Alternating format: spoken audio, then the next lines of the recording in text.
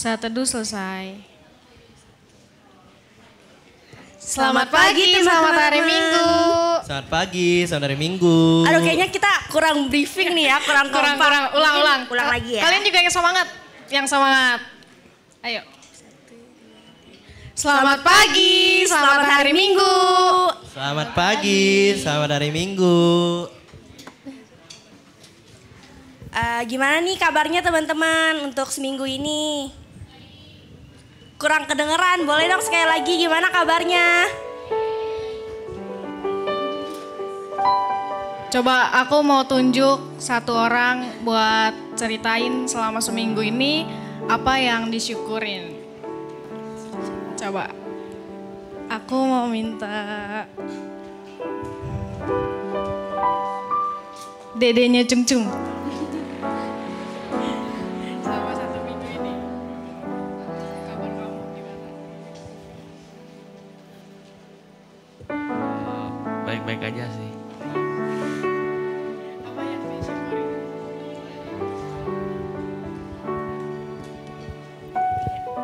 Bisa terus sehat sama ketemu teman-teman. Iya. Ada lagi?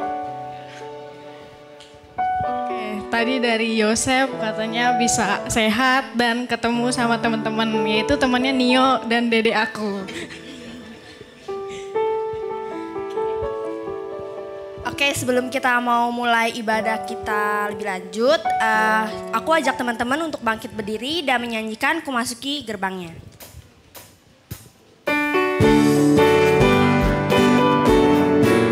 Boleh sambil tepuk tangan juga teman-teman.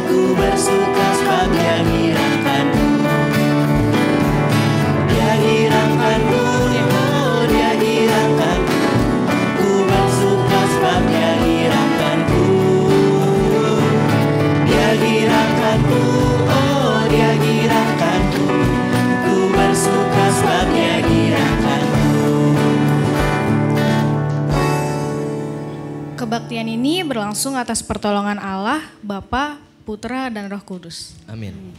Kasih karunia dari Tuhan Yesus menyertai teman-teman sekalian. Dan besertamu juga. Teman-teman dipersilakan untuk duduk. Oke, teman-teman, mari kita menyembah Tuhan kita lebih dalam lagi dengan menyanyikan lagu Mengenalmu.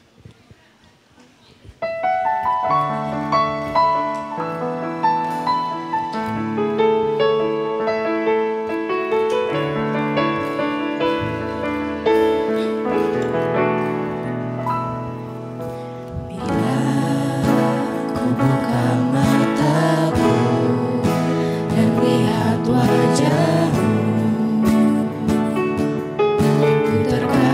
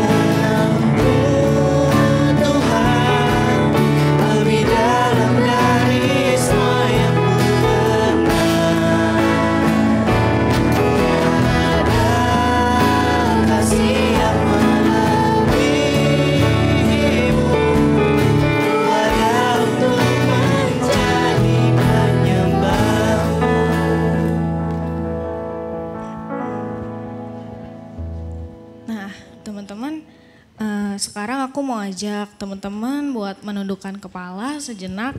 Jangan tengok kanan kiri, fokus ke diri sendiri. Saat ini kita mau merenungi dosa-dosa apa aja sih yang udah kita perbuat selama 1 minggu ini. Yang mungkin seringkali kita melakukan kesalahan yang melukai hati Tuhan. Mari kita merenungi dan mengakui dosa-dosa kita di hadapan Tuhan sambil singer menyanyikan lagu Bila Ku Renungkan Dosaku Setengah Suara.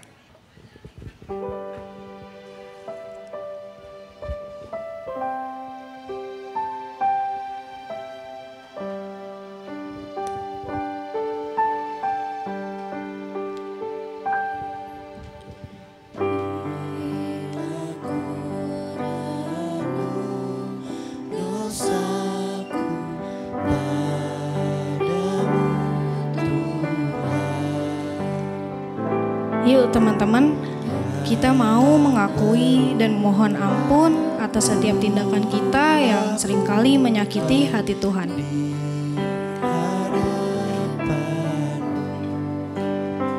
Seringkali kita memberontak, menyimpang, dan mungkin tanpa sadar semakin menjauh dari Tuhan.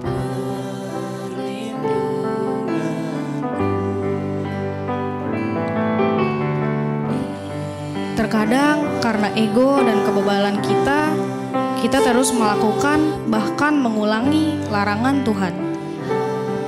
Yuk kita mau mengakui semuanya di hadapan Tuhan.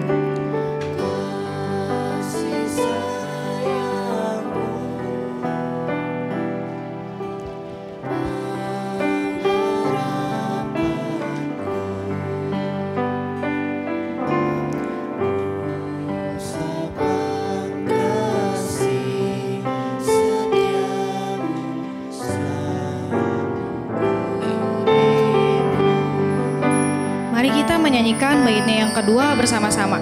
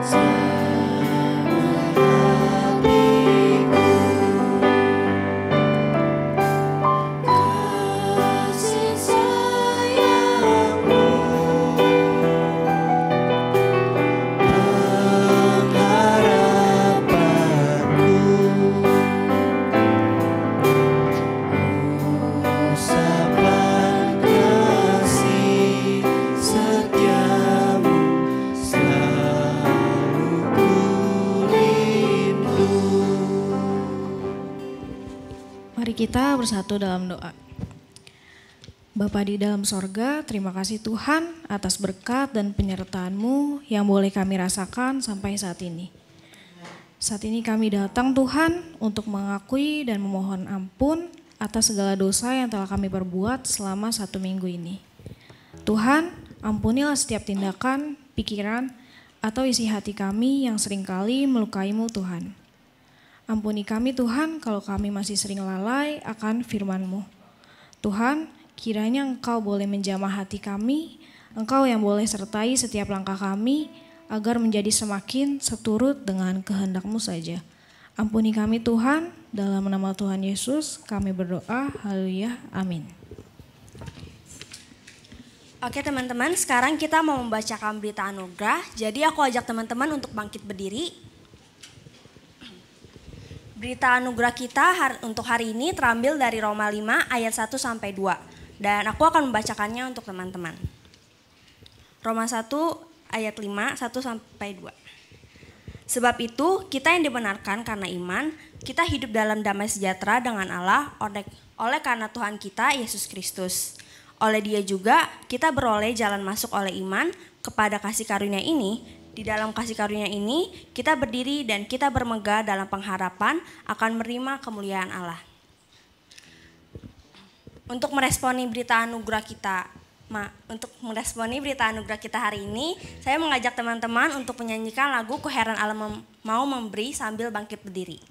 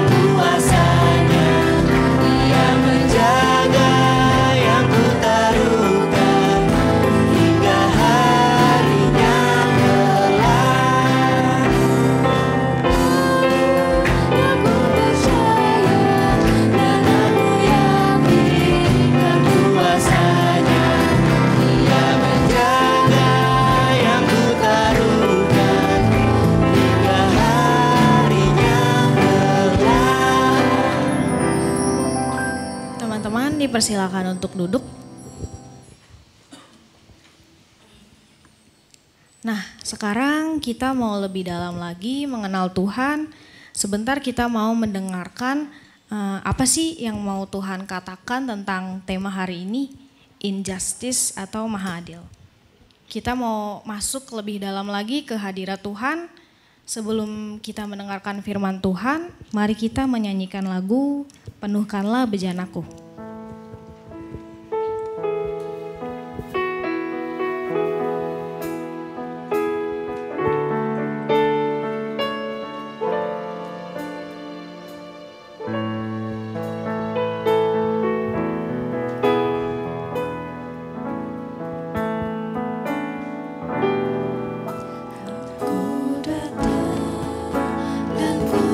Seluruh jiwaku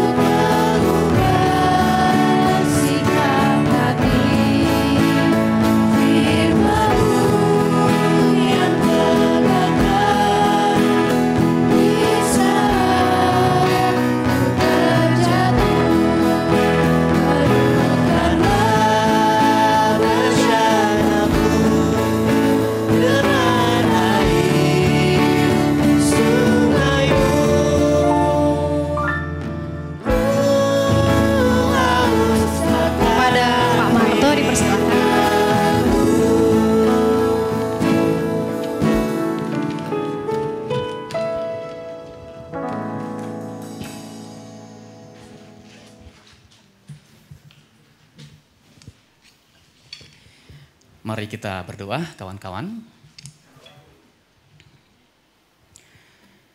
Ya Tuhan, kami meyakini bahwa firman Tuhan berkuasa untuk mengubah sikap hati kami. Firman Tuhan juga berkuasa untuk menegakkan kembali kehidupan kami yang mungkin sempat terjatuh dalam dosa, sempat tersandung dalam berbagai tindakan, perilaku yang jahat, yang tidak berkenan di hadapan Tuhan. Maka Tuhan, kami membuka hati kami pagi ini, agar Tuhan mau bersuara, berbicara, mengajari kami tentang apa yang benar, apa yang baik, apa yang mendatangkan keadilan, apa yang mendatangkan kebaikan bagi hidup bersama di tengah-tengah dunia ini.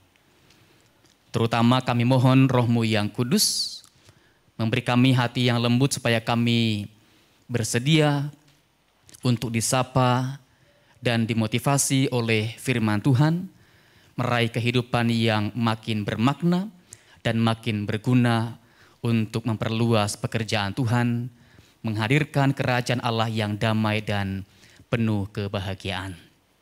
Ya Tuhan, kami siap mendengarkan suara Tuhan. Kami mohonkan doa kami dalam nama Tuhan kami, Yesus Kristus. Amin. Pagi kawan-kawan. Kita siapkan ya firman Tuhan pada pagi hari ini, satu bagian dari Injil Yohanes. Yohanes pasal yang ke-5 ayat 1 sampai dengan ayat yang ke-9.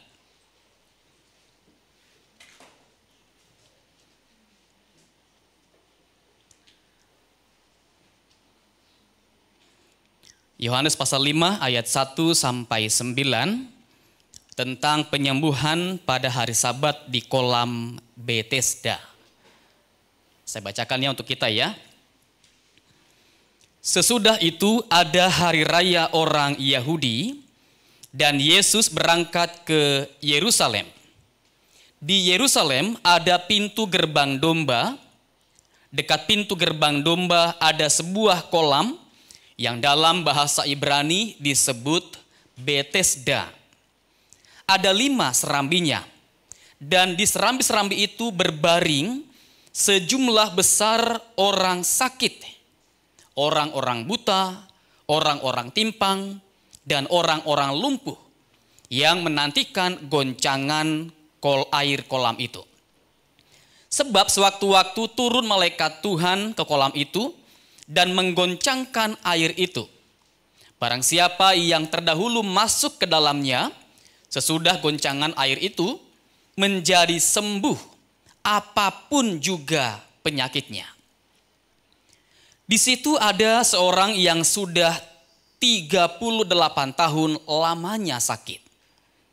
Ketika Yesus melihat orang itu berbaring di situ, dan karena ia tahu bahwa ia telah lama dalam keadaan itu, berkatalah ia kepadanya, "Maukah engkau sembuh?" Jawab orang sakit itu kepadanya, "Tuhan, tidak ada orang yang menurunkan aku ke dalam kolam itu apabila airnya mulai goncang. Dan sementara aku menuju ke kolam itu, orang lain sudah turun mendahului aku." Kata Yesus kepadanya, "Bangunlah, angkatlah tilammu, dan berjalanlah." Dan pada saat itu juga sembuhlah orang itu, lalu ia mengangkat tilamnya dan berjalan. Ya, demikian firman Tuhan yang kita renungkan pada minggu pagi ini sebagai dasar untuk kita merenungkan sebuah tema tentang injustice, ya, ketidakadilan.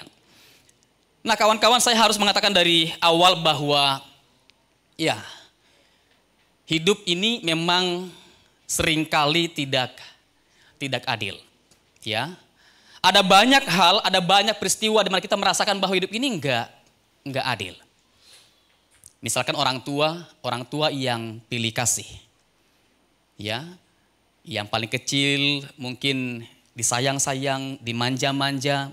Yang tua dikasih tugas-tugas yang berat. Atau yang paling besar barangkali ya diagung-agungkan, dipuji-puji. Sementara yang kecil dianggap nggak mampu, nggak bisa, ya, atau bahkan mungkin dibanding-bandingkan dengan kakaknya yang lebih hebat, yang lebih mampu. Atau mungkin juga kita dalam dunia sekolah, dalam dunia studi, kita belajar dengan jujur, belajar dengan tekun, siang malam begadang, kita belajar untuk ujian-ujian yang kita hadapi. Sementara yang lain mungkin hanya santai, ya, tapi dengan intrik-intrik yang cerdik, mendapatkan nilai yang jauh lebih baik daripada apa yang kita dapatkan. Kita merasa enggak adil. Saya berjuang keras, belajar, begitu ya, baca, berulang-ulang, sampai begadang. Nilainya jauh lebih kecil dibandingkan dengan mereka yang main curang, yang nyontek.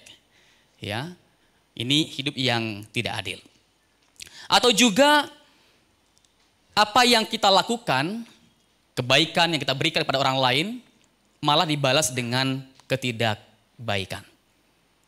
Prinsip yang muncul adalah tadi ya, air susu dibalas dengan air tuba.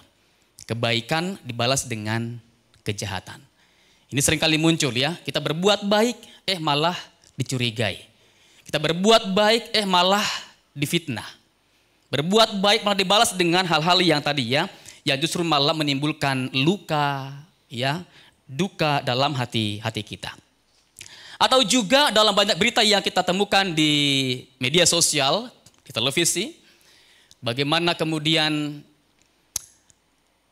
pejabat yang korupsinya besar-besar, ya, yang miliaran itu, bahkan mungkin puluhan miliar, bahkan ada juga yang sampai triliunan, dihukum hanya dengan hukuman yang paling rendah, ya, karena mereka punya pengacara yang bisa dibayar mahal-mahal untuk bisa menyuarakan apa yang mereka ya harapkan, ya. Sementara pencuri yang kecil-kecilan ya dihukum dengan hukuman yang paling berat. Hidup ini enggak adil kalau kita mempertimbangkan itu, ya. Juga ada kisah ya ulama sebelah menghina orang Kristen, dihukum hanya dengan hitungan bulan. Sementara ada orang Kristen yang menghina agama sebelah dihukum dengan paling tinggi ya sampai 10 tahun. Ya, dengan kira-kira dengan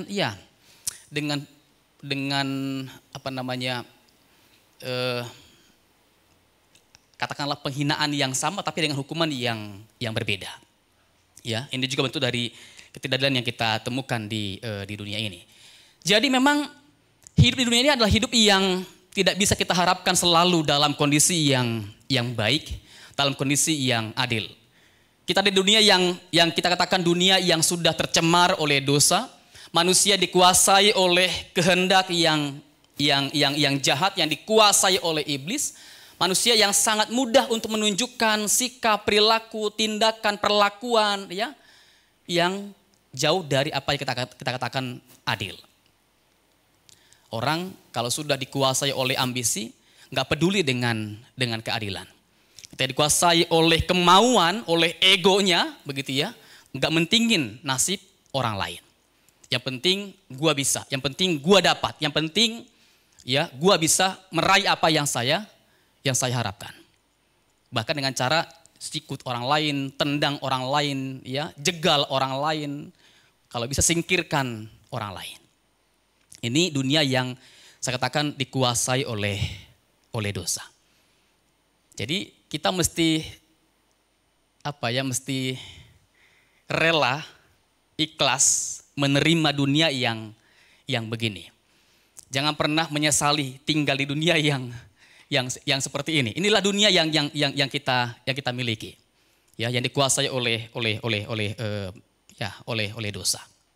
Nah, kawan-kawan, hanya kita bisa memberikan sebuah perbedaan, ya, melakukan pembedaan yang baik di tengah situasi dunia yang dikuasai oleh dosa, kejahatan, ketidakadilan yang terjadi di setiap hari.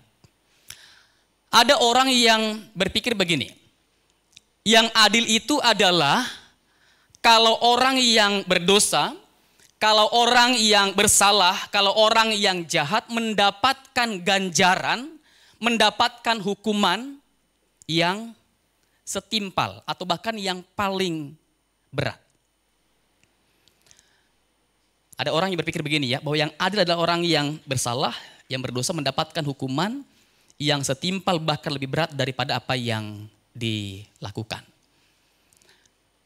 Maka orang kemudian sangat mudah terjebak dengan prinsip menuntut keadilan dengan cara menghukum orang seberat-beratnya. Atau orang kemudian terjebak dengan prinsip membalas kejahatan dengan kejahatan yang baru. Ya. Orang kemudian menerapkan prinsip mata ganti mata, ya, nyawa ganti nyawa. Kalau kamu membunuh, kamu akan dibunuh. Kalau kamu mencuri, tanganmu akan dipotong. Ya, kalau kamu bohong, lidahmu akan dipotong, begitu ya. Ini yang kadang-kadang orang berpikir bahwa inilah yang adil. Inilah yang fair. Bahwa yang berbuat jahat harus mendapatkan ganjaran yang setimpal, bahkan lebih berat, supaya dia jera. Saya berkunjung ke rumah sakit, ada ibu-ibu yang cerita, dia mengeluhkan, jadi suaminya kecelakaan, kemudian ada yang bawa ke rumah sakit. Ya. Setiba di rumah sakit, kemudian ibu ini mendapati suaminya memang sakit parah, tapi juga ada hal yang membuat dia terenyuh ya. Uang di saku suaminya dan di tas suaminya hilang. 1.800.000 kira-kira ya. Ada yang di saku, ada yang di tas, semuanya raib. Jadi dicerita, kemudian ada yang menanggapi, udah Bu tenang aja, doain aja supaya orang yang ngambil uang ibu itu mengalami nasib yang lebih buruk daripada apa yang suami ibu alami. Kalau bisa kalau mungkin kan ini suaminya kan ketabrak, dia nabrak sepeda kemudian mungkin jatuh terpental dan terbentur kepalanya. Mungkin orang mengharapkan supaya doain orang itu supaya yang ngambil uang ibu itu bisa ditabrak kayak gitu ya. Supaya lebih parah, lebih buruk nasibnya, supaya dia kapok begitu ya, mencuri uang orang lain.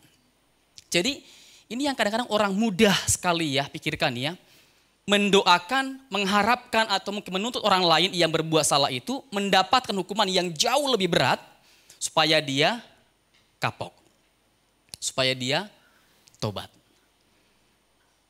Jadi kita tanpa sadar kita menerapkan prinsip tadi yang saya katakan ini hukum lama nih ya. Mata ganti mata, nyawa ganti mata, nyawa ganti nyawa gitu ya. Gigi ganti gigi. Hukum yang lama. Ini sedang dalam mendekati sidang putusan untuk Sambo. Ya. Kalau nggak salah tanggal 16 ini ya akan diputuskan pertama-tama untuk Sambo dan istrinya. Ya, apakah ya hukumannya akan diberikan kepada kedua orang ini. Kalau kita mempertimbangkan ini ya, bahwa seringkali kita menuntut hukuman yang paling berat buat orang yang bersalah. Maka memang ada orang-orang yang mengharapkan, ada orang-orang yang menuntut supaya kedua orang ini, kalau bisa, dan buat mereka mungkin ini yang adil begitu ya, kalau bisa mereka bisa dihukum mati. Karena apa? Mereka telah merenggut nyawa orang lain. Jadi buat mereka ini yang adil nih. Ya, mereka harus dihukum mati atau mungkin paling rendah hukuman seumur hidup. Ya, dipidana seumur hidup sampai mereka ya mungkin akan meninggal di penjara. Ya, sebagai bentuk dari menanggung dosa, kejahatan yang sudah mereka lakukan.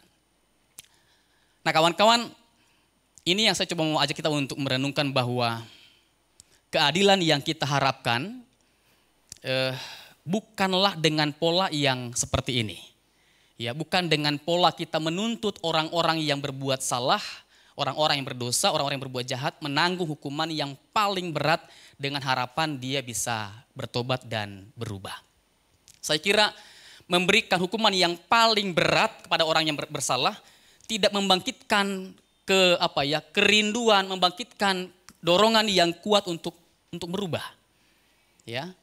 Kalau kita memberikan stigma yang berat kepada orang yang bersalah, tidak membangkitkan dorongan hati untuk secara ikhlas, kemauan yang besar untuk bisa bertobat dan berubah. Nah, di dalam teks yang kita baca pada hari ini, digambarkan bahwa ada sebuah kolam di dekat pintu gerbang domba, ya, di dekat tembok Yerusalem. Sebuah kolam dengan 5 serambi. Ini bentuk kolam yang langka pada waktu itu, karena umumnya kolam pada waktu itu kan berbentuk 4 persegi, ya, 4 persegi dengan 4 sisi, artinya dengan 4 serambi, 4 teras, ya. Sementara di sini ada 5 serambi. Jadi rupanya kolam itu 4 persegi, ya, 4 teras gitu ya. Dibuat lagi sebuah pembatas di tengah-tengahnya. Ya, jadi ada 5 terasnya ya. 1, 2, 3, 4 dan 5 yang memotong di tengah-tengahnya.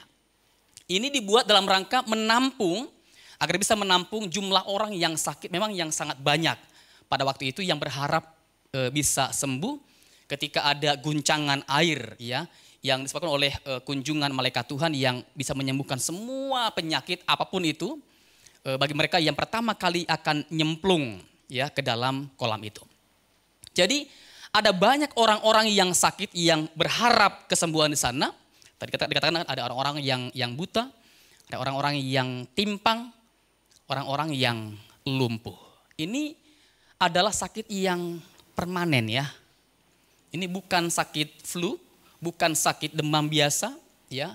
Ini bukan sakit yang sifatnya bisa hilang sewaktu-waktu, tapi ini penyakit yang sifatnya permanen. Buta, lumpuh, timpang, ya, atau pincang, penyakit yang permanen. Nah, dalam pandangan orang Yahudi pada waktu itu, terutama ini dalam pandangan yang seringkali ditunjukkan oleh pemuka agama, orang-orang yang punya sakit yang permanen adalah orang-orang yang hidupnya diberikan stigma bahwa dia adalah orang yang dihukum Allah. Bahkan dia adalah orang yang dikutuk oleh Allah. Ya. Apalagi kalau kemudian dia lahir dalam kondisi yang sudah cacat, lahir buta, lahir lumpuh, lahir pincang gitu ya. Dia kan dikatakan bahwa dia lahir dalam kondisi yang berdosa, mungkin karena dosa orang tuanya di masa lalu. Maka hidupnya kemudian diberikan tadi stigma, ini orang yang berdosa, ini orang yang dihukum Allah, ini orang yang dikutuk oleh Allah. Ya. Maka mereka kemudian cenderung dibatasi, ya, dibatasi, bahkan mungkin dilarang masuk ke area-area yang dianggap suci. Ya, ke bait Allah atau ke rumah ibadat, ya, mereka dihalangi karena mereka dianggap orang-orang yang berdosa. Nah, ada orang-orang yang kemudian tadi cenderung saya katakan orang-orang yang cenderung memberikan hukuman kepada orang yang dianggap berdosa, memberikan stigma yang berat kepada orang yang dianggap berdosa. Dengan harap mereka kemudian bisa tersingkir dari kita, tersingkir dari komunitas, begitu ya, supaya jangan membuat kita terkontaminasi. Mereka harus disingkirkan, mereka harus dijauhkan, dan mereka harus bahkan tadi mungkin dimusuhi, begitu ya, supaya mereka jangan mengganggu kita, orang-orang yang merasa hidupnya sudah baik, hidupnya sudah saleh, hidupnya sudah kudus yang benar, begitu ya, di hadapan Tuhan. Nah, tetapi apa yang kemudian kita lihat dalam sikap Tuhan Yesus, ya, dan ini yang saya katakan ini yang benar, ya, bahwa Yesus tidak ragu untuk menemui mereka, tidak ragu untuk berjumpa dengan mereka, mendekati mereka, ngobrol dengan mereka, bahkan menanyakan apa yang menjadi kebutuhan mereka. Kalau orang pada umumnya tadi cenderung menyingkirkan, cenderung menjauhi, cenderung memberikan tadi stigma atau hukuman sosial, begitu ya, kepada orang-orang yang bersalah, dia justru memberikan satu pendekatan yang lain. Ya. Dia mendekati, dia mendampingi, dia mengenali mereka, dan dia melayani mereka, memberikan yang terbaik sebagai upaya memulihkan kehidupan mereka. Dan kawan-kawan, ini yang saya kira tindakan yang paling baik, ya, dalam rangka menegakkan keadilan di tengah-tengah kehidupan kita. Orang yang berdosa, orang yang bersalah harus didampingi. Ini kalau soal pendampingan, Penatua Natalia sangat paham ini ya. Bagaimana orang-orang yang katakanlah konslet gitu ya, bisa didampingi supaya kembali boleh nyambung ya. Nyambung pemikirannya, nyambung hatinya, punya gambaran diri yang baik, yang benar, optimisme yang positif begitu ya. Untuk kembali boleh menata hidup dengan cara yang baik. Jadi memang yang baik itu, yang benar itu adalah bagaimana mendampingi orang-orang yang bersalah, yang berdosa, yang berbuat jahat, supaya kembali mereka mendapatkan gambar diri yang benar, dapat kembali menemukan jalan hidup yang benar, tujuan yang benar, begitu ya, bangkit dalam kehidupan yang lebih baik. Dulu kawan-kawan, orang yang dipenjara namanya narapidana. Ya, narapidana. Artinya orang yang dihukum atau orang yang dibui. Ya, orang yang dihukum atau orang yang dibui. Sekarang mereka disebut bukan dengan narapidana. Ada yang tahu sebutannya? Ada yang tahu? Warga binaan. Ya, warga binaan. Dulu narapidana, sekarang warga binaan. Dan ini ya, saya kira sebuah pendekatan yang baru bahwa mereka orang-orang yang dikondisikan, yang dipaksa dihukum, yang terpaksa menjalani hukuman. Tapi mereka orang-orang yang sekarang ini mendapatkan peluang untuk kembali dibina, didampingi, menemukan jalan hidup yang berbeda.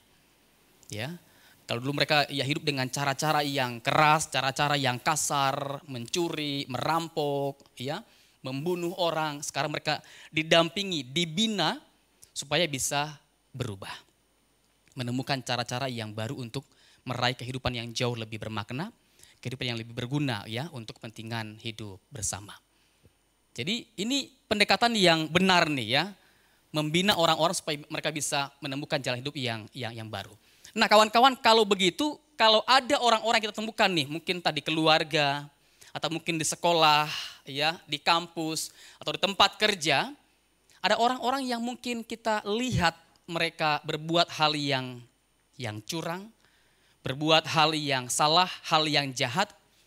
Nah kita mesti agak beda pendekatannya kawan-kawan ya. Kalau dulu mungkin orang akan mudah sekali difoto, divideokan, kemudian diupload ya, diumbar, disebar kepada orang banyak dengan harapan supaya orang memberikan orang tahu begitu ya, orang memberikan stigma, orang memberikan hukuman sosial, anggapan buruk ya, bahkan mungkin sanksi kepada orang yang salah, orang yang berdosa. Nah, kita perlu melakukan pendekatan yang lain. Ya, jadi yang tahu ada orang yang curang, ingetin secara pribadi. Ya, ingetin, tegur, dampingi dia, bantu dia. Kalau mungkin dia punya kesulitan untuk belajar, ya untuk memahami pelajaran, kita yang coba memberikan pendampingan, membantu, ngajarin. Ya, kalau ada orang yang mencuri, nah jangan kemudian difoto, divideokan, kemudian disebar ke orang lain. Ya, itu cara-cara yang lama dengan harapan supaya orang itu ketahuan, orang itu bisa disanksi sosial, bisa dihukum gitu ya, dengan hukuman yang berat. Kalau bisa dikeluarkan dari sekolah supaya jangan lagi ada pencuri di sekolah ini. Ini pendekatan yang lama. Ya, kalau tahu ada yang mencuri, secara pribadi kawan-kawan kita, ya orang yang sudah kenal Tuhan, harus memberikan pendampingan yang baik. Orang yang tahu berbuat baik, tapi tidak melakukannya, maka dia juga ikut berdosa ya. Karena tidak melakukan apa yang seharusnya, apa yang baik untuk mengubah kehidupan orang-orang yang lain.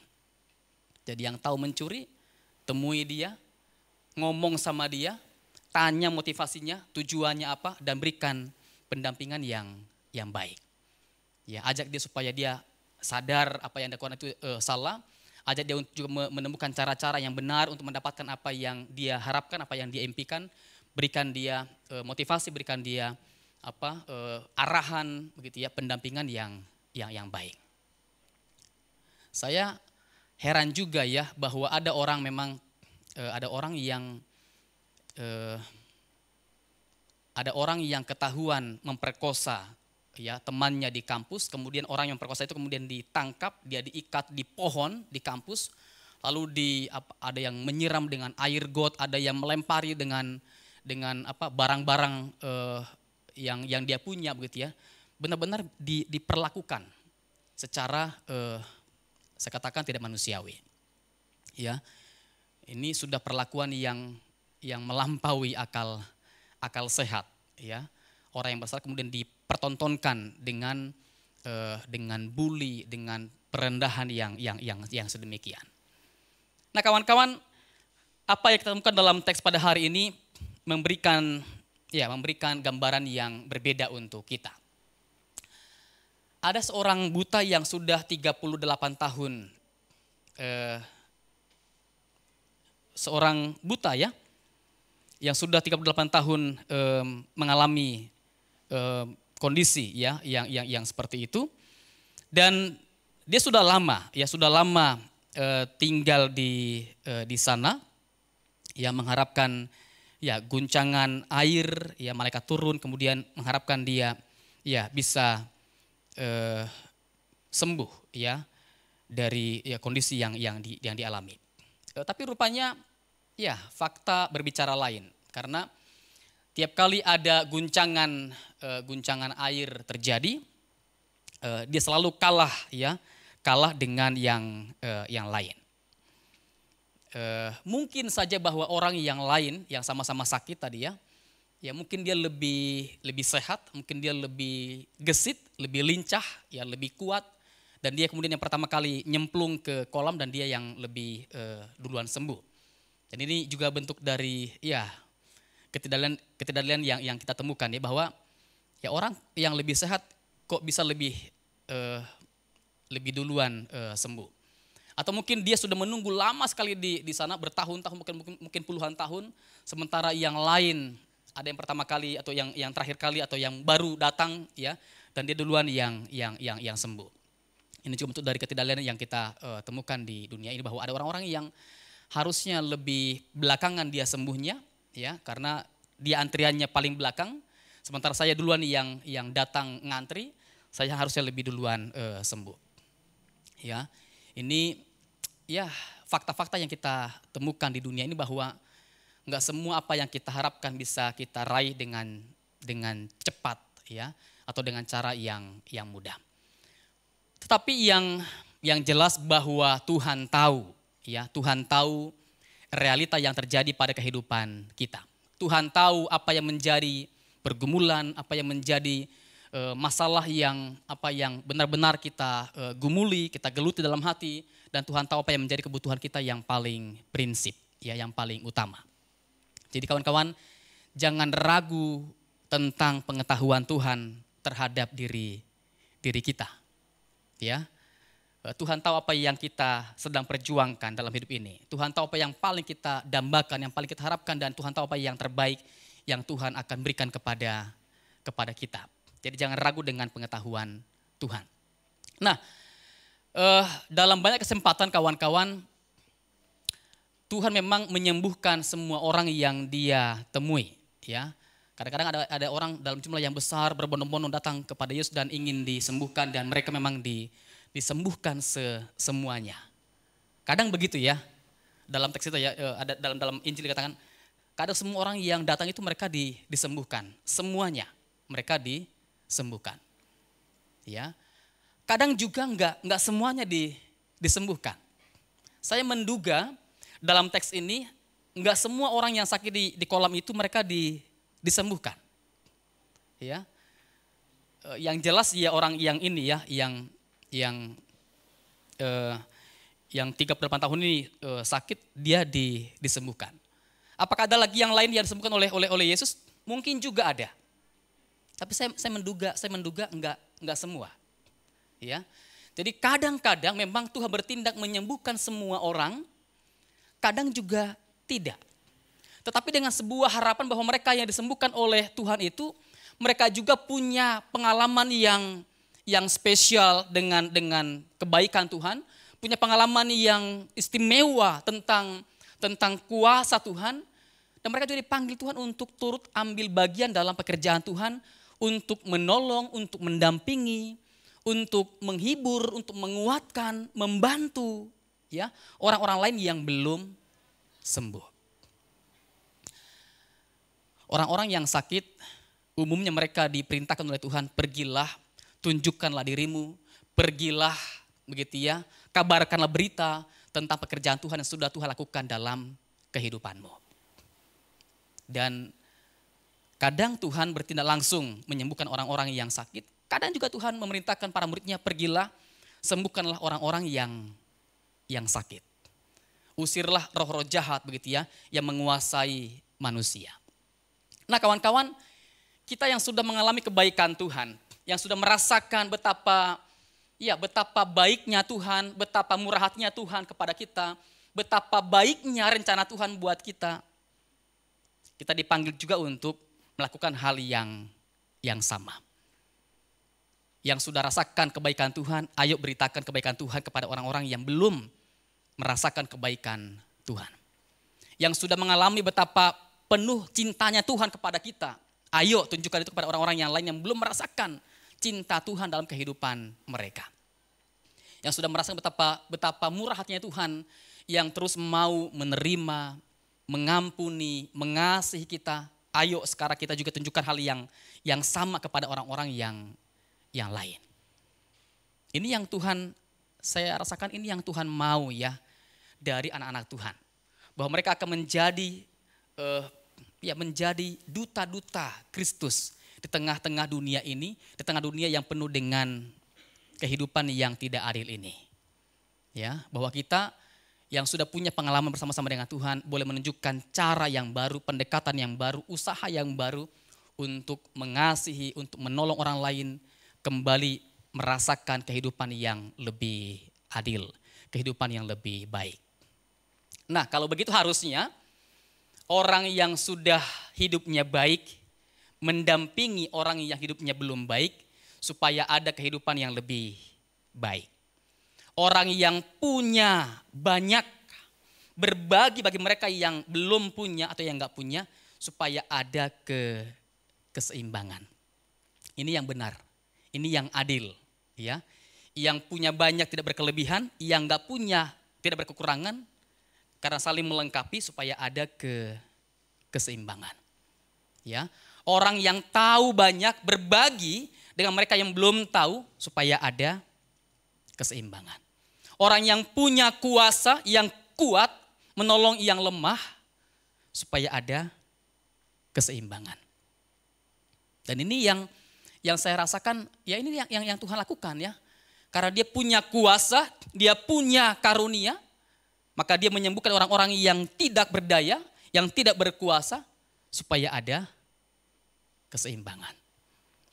Tuhan yang maha kuasa meninggalkan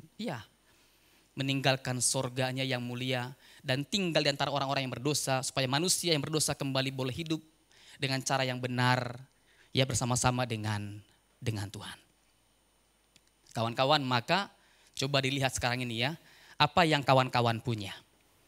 Apa yang kawan-kawan miliki sebagai potensi, kelebihan, kekayaan, keunikan yang dapat dipakai oleh Tuhan atau untuk Tuhan dalam rangka menolong mereka yang lemah, yang sakit, bahkan yang berdosa, yang bersalah, supaya kembali mereka boleh merasakan pendampingan ilahi begitu ya, dan mereka bisa bangkit lagi, bertumbuh lagi, berubah lagi, jadi jauh lebih baik.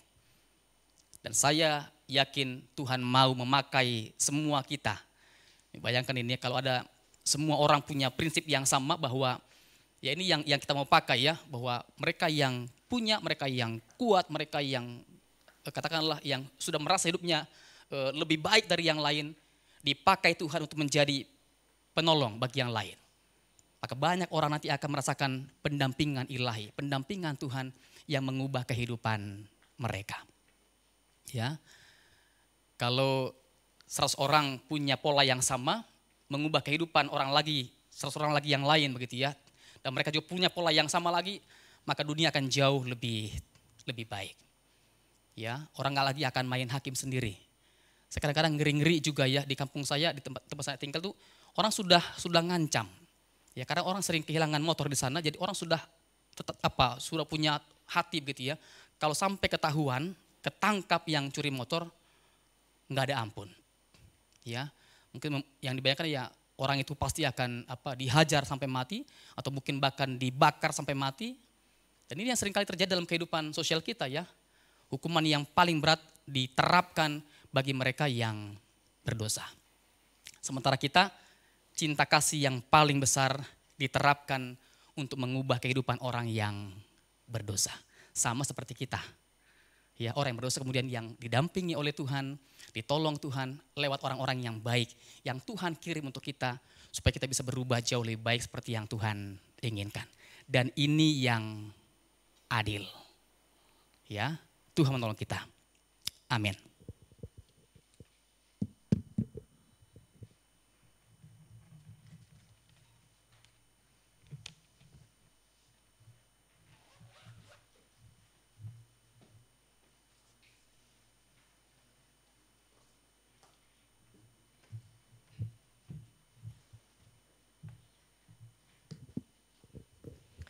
Mari teman-teman kita sama-sama berdiri.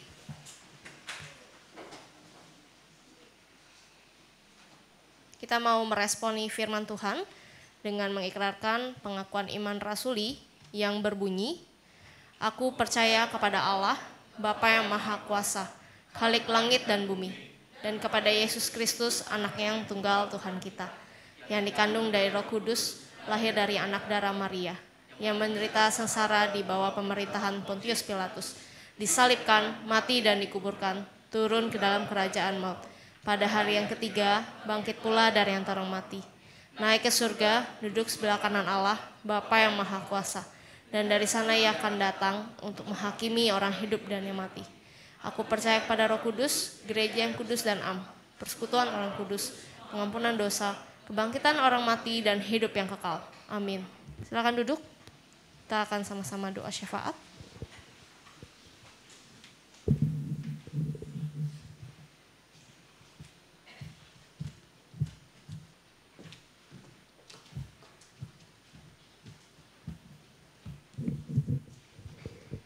Selamat hari Minggu teman-teman. Sebentar lagi kita mau doa syafaat. Ada beberapa pokok doa yang akan kita doain, tapi sebelum itu aku mau minta kalian semua buat keluarin HP.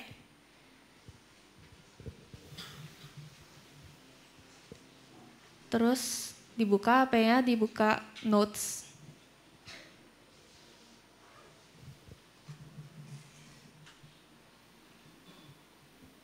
Yang udah buka boleh tolong kalian pikirin nama orang, bisa itu teman atau mungkin keluarga atau mungkin siapapun itu yang kalian tahu sedang dalam pergumulan. Kalian tulis di notes kalian.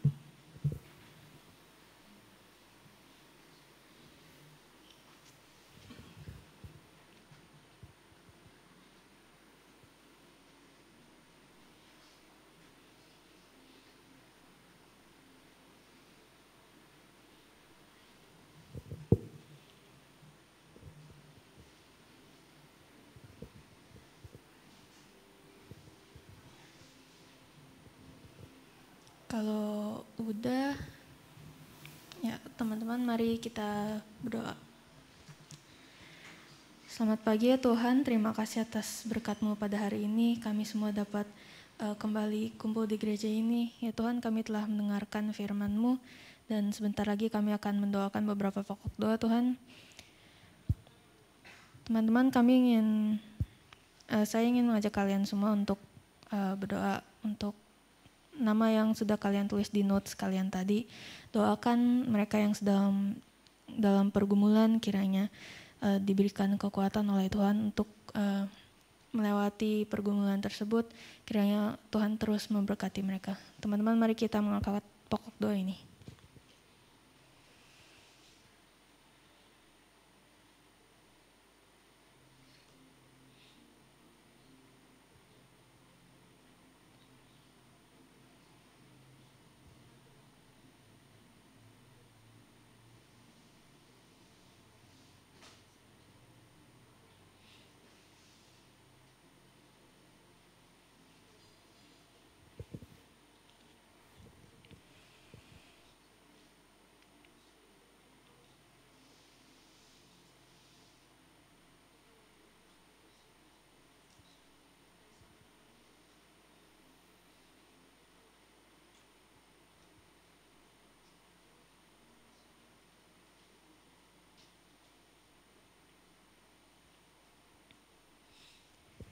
Yang kedua, teman-teman, saya ingin mengajak kita semua untuk berdoa untuk penghubungan panitia camp remaja. Kiranya bagi yang sedang dihubungi, mereka dapat menggumulkan pelayanan tersebut, dan bagi yang sudah menerima dapat bersungguh-sungguh menyiapkan hati untuk melayani dalam camp remaja ini, dan kiranya camp remaja ini dapat menjadi berkat bagi orang-orang baru di luar sana. Teman-teman, mari kita angkat pokok doa ini.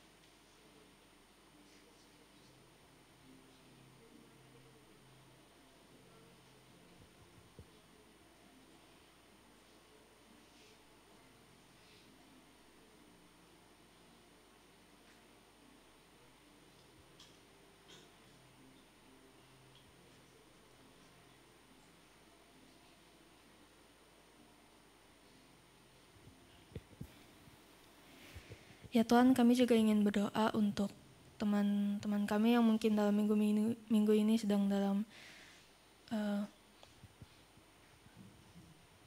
yang sedang berulang tahun. Tuhan, kiranya Engkau memberkati mereka, Engkau tambahkan umur mereka, dan kiranya Engkau memberikan mereka kesehatan selalu. Dan juga bagi teman-teman kami yang mungkin sedang sakit, Engkau berikan mereka kesembuhan, Engkau jaga mereka ya Tuhan. Tuhan, inilah segenap dari doa kami, kiranya Engkau yang melengkapi dan menjawab sesuai dengan waktu-Mu ya Tuhan. Dalam nama-Mu kami berdoa, amin.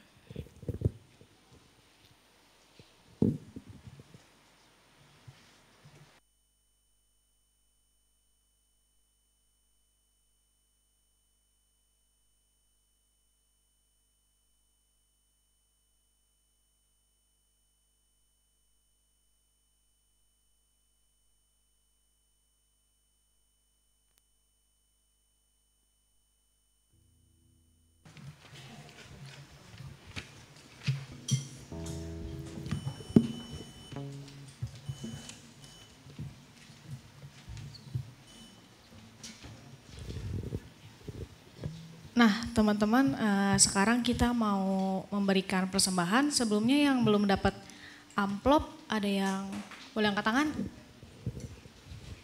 Ya, itu dibantu dibagiin. Minggu ini kita ada 2 persembahan, ada 2 amplop. Yang pertama amplop mingguan, dan yang kedua itu ada amplop buat persembahan bulanan. Untuk persembahan bulanan boleh maju ke depan, taruh amplopnya di box yang disediakan. Kalau persembahan mingguan nanti ada yang mengedarkan kantong.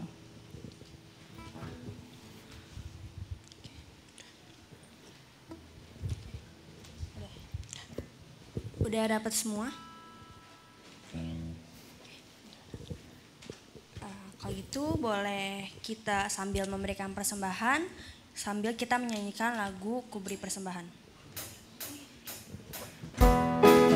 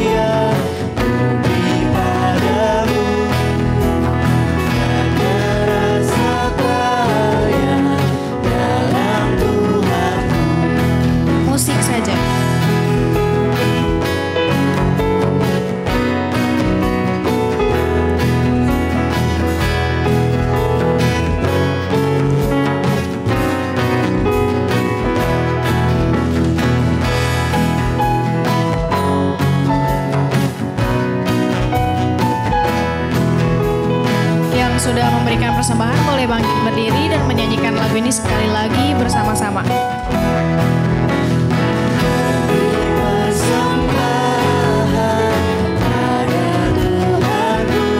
Untuk yang mau memberikan persembahan bulanan boleh maju ya.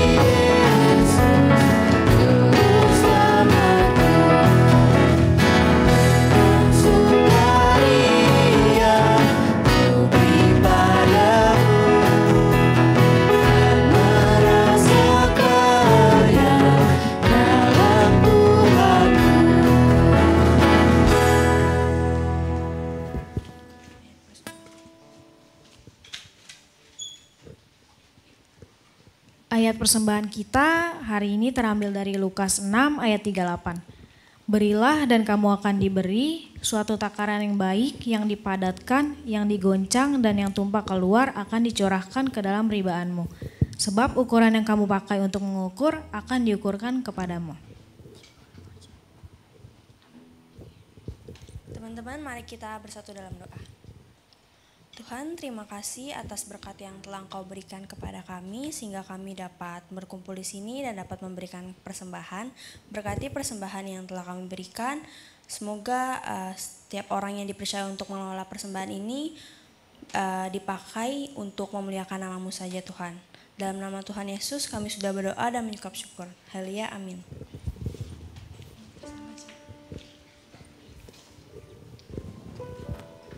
Teman-teman dipersilakan untuk duduk.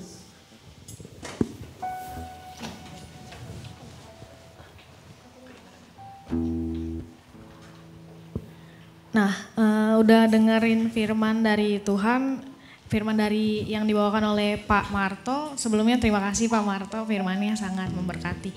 Teman-teman gimana firmannya? Terberkati ya? Coba kalau terberkati boleh angkat jempol.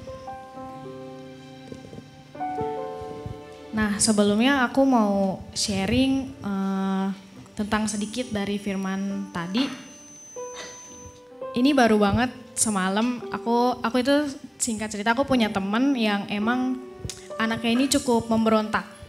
Dan dia punya kokonya itu hidupnya ya teratur lah gitu, sesuai dengan keinginan orang tuanya. Nah, jadi dia ini sedikit memberontak lah ya.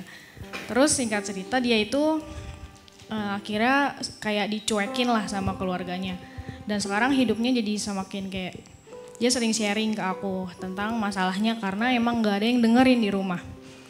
Nah, aku cerita ini sama mamaku kan. Mamaku semalam tuh bilang kayak gini, kalau by the way mamaku kan ngomongnya gua lu lah. Kalau gua jadi orang tuanya, gua gak mungkin biarin anak gua kayak gitu. Kayak contohnya adek lu aja, kayak aku juga punya adek yang cukup memberontak ada. Adek lu aja katanya, gak mungkin kan gue suruh lu musuhin tuh adek lu katanya. Gue mau lu rangkul adek lu gitu. Terus dari situ aku kayak nyadar, oh pantesan selama ini walaupun adek gue ngeberontak, dia tetap kayak disayang lah gitu. Jadi sebenarnya orang-orang kayak gitu seharusnya kita dampingi, kita rangkul dan bukan sekedar kita hakimi atau malah jauhin gitu. Jadi itu sih yang aku dapat. Kalau Yolanda? Kalau aku sama sih, cuman buat nambahin aja kayak mungkin kadang aku pribadi juga ngerasa kadang hidup ngerasa nggak adil gitu, kayak ini nggak sesuai sama apa yang gue mau. Tapi kayak yang Pak Marto bilang tadi, kalau jangan ragu dengan pengetahuan Tuhan akan kita karena Tuhan tahu yang terbaik dan Tuhan tahu apa yang cocok gitu, yang tepat untuk kita. Nah teman-teman, kita itu punya Tuhan yang besar dan kita diberikan kuasa gitu untuk menghadapi ketidakadilan baik yang terjadi sama kita sendiri atau di lingkungan kita sendiri. Oleh karena itu Tuhan memberikan kita kuasa untuk menghadapi itu semua. Nah, Tuhan sudah memberikan, karena Tuhan sudah memberikan kuasa bagi kita untuk melawan itu semua. Untuk itu, untuk meresponi firman yang telah kita dengarkan, mari kita menyanyikan lagu Ku Diberi Kuasa. Boleh sambil bangkit berdiri.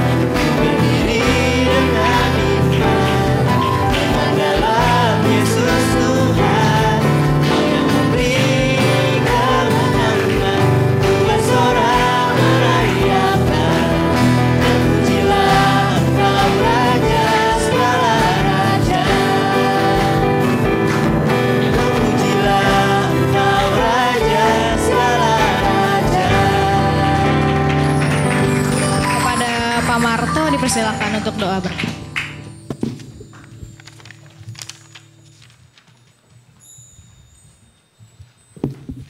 Ya, mari kita berdoa. Tuhan, di tengah dunia yang kami jalani, yang penuh dengan ketidakadilan, kami yakin bahwa Tuhan selalu beserta dengan kami. Engkau ada di pihak kami, membela kami, memberikan kekuatan dan kuasa untuk menghadapi dan melampaui semua bentuk ketidakadilan yang terjadi di tengah-tengah kehidupan kami. Tuhan memberi juga kepada kami hikmat untuk boleh menjadi penolong yang baik, pendamping yang baik, pembina yang baik bagi mereka yang sedang kehilangan arah dalam hidupnya. Bagi mereka yang sedang melakukan hal-hal yang tidak mereka mengerti, hal-hal yang keliru, yang jahat, bahkan yang merugikan orang lain. Kami yang tahu akan hal itu, beri kami kemampuan Tuhan. Beri kami hati yang peduli, bukan hati yang mudah menghakimi, tapi hati yang penuh kasih untuk menolong mereka kembali berpulih. Maka Tuhan, kami siap menjadi orang-orang yang Tuhan kuasai untuk menjadi perpanjangan tangan Tuhan dalam rangka menjangkau banyak jiwa. Maka Tuhan, limpahi kami saat ini dengan kuasa, dengan berkat surgawi yang daripadamu. Kawan-kawan, terimalah berkat dari Tuhan, bahwa kasih Allah Bapa, karunia Tuhan Yesus Kristus, kekuatan, hikmat, dan pertolongan Roh Kudus bersama dengan engkau hari ini sampai selama-lamanya untuk menjadi duta kasih Allah. Amin.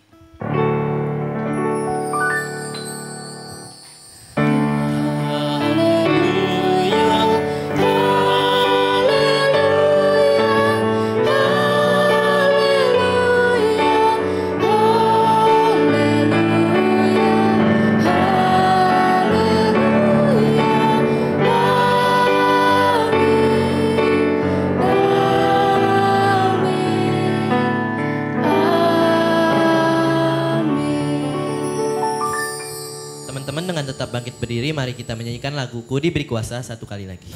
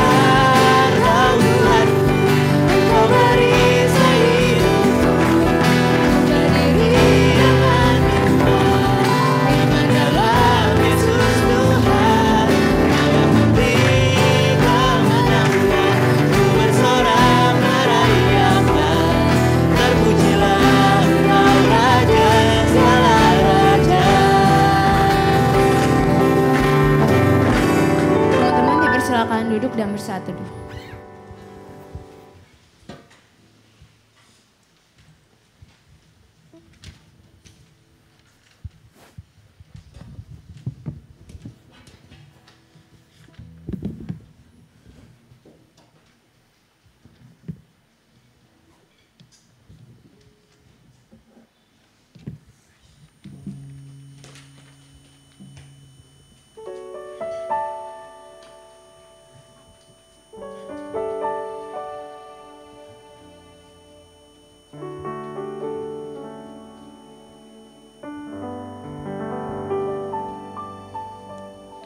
Halo semuanya, selamat hari Minggu lagi.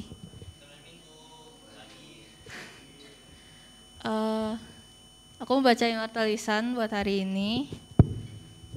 Next slide ya. Welcome buat kalian semua yang baru datang. Minggu depan jangan lupa datang lagi ya. Next. Tema kebaktian minggu ini 5 Februari temanya Injustice, dibawakan oleh Pendeta Marto Marbun. Untuk minggu depan, Forgive Them, Will You? Tanggalnya belum diganti. Itu harus 12 Februari, dibawakan oleh Pendeta Lina. Next. Untuk job pelayan minggu ini, untuk liturgosnya ada Ciolanda sama Cidevina M. Untuk PP Cijuli, BWDS ada aku sendiri. PIC-nya Kofrans, MCCG ada Jennifer. Untuk minggu depan liturgosnya ada Ciolin sama Billy. PP-nya ada Cileoni, BWDS-nya ada Cesha. PIC-nya Kenny, MCCG Cidevina M. Untuk job pemusik, minggu ini pianisnya ada Ko Jonathan, gitarisnya ada Ko Elvis sama Joan, singernya ada Ko Steven sama Hana. Untuk drumnya ada Hansel, soundnya ada Ko Chung Chung, slide-nya Cheryl, switchernya Monique, kamera ada Ko Daniel sama Ci Indah. Untuk minggu depan pianisnya ada Jolin, gitarisnya Mitzi, singernya Ko Raffi sama Cinia. Untuk kahon atau drumnya Melvin, soundnya ada Ko Carlos, slide-nya Livia, switcher ada Rebecca, kameranya Ko Steven sama David.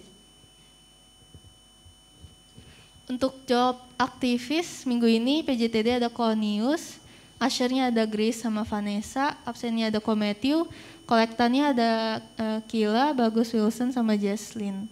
Untuk minggu depan PJTD-nya ada Stefanesa, untuk ushernya ada Phoebe sama aku. Absennya ada Daniel, kolektannya nggak ada. Untuk Katek ada video.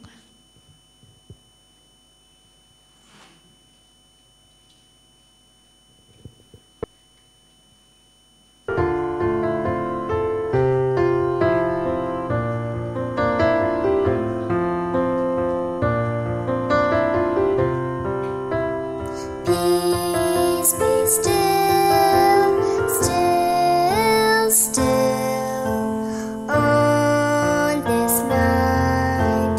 Heaven's light. Alleluia, alleluia, alleluia. Healer of men, peace again, peace.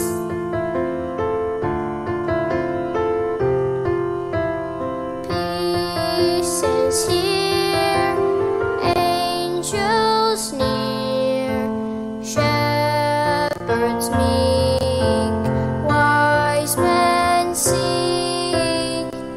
Alleluia, alleluia, alleluia. Healer of men, peace again, peace.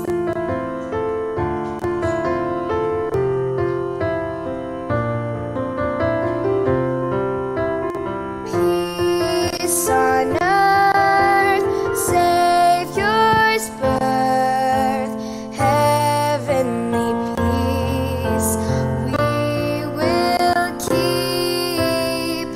Alleluia, alleluia, alleluia. Healer of men, peace again, peace. Prince of Peace.